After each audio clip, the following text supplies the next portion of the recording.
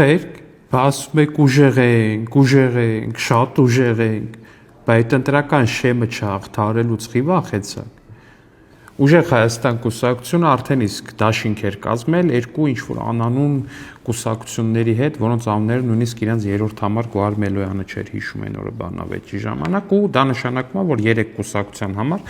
ընտրական շեմը 8% է, 8% զեն պետք է հավաքեն, որ մտնեն խորհրդարան։ Երեք հայտարարվեց, որ ապրելու երկիր կուսակցությունը այն Հայաստանի Թաթարստան դարձնելու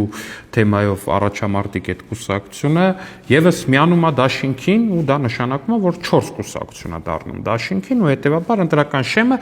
8%-ից պետք է դառնա 10%։ Բայց այսօր արդեն փաստաթղթերը ԿՀ հանձնելու ժամանակ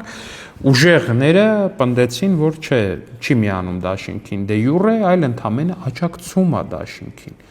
Այդ չլինի վախեցակ, որ 10% զեն չեք հավաքելու։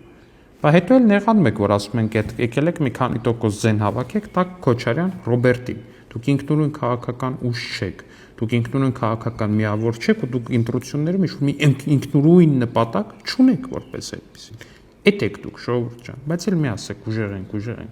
Ասեք վախկոտ ենք, շատ վախկոտ ենք։ Էսա,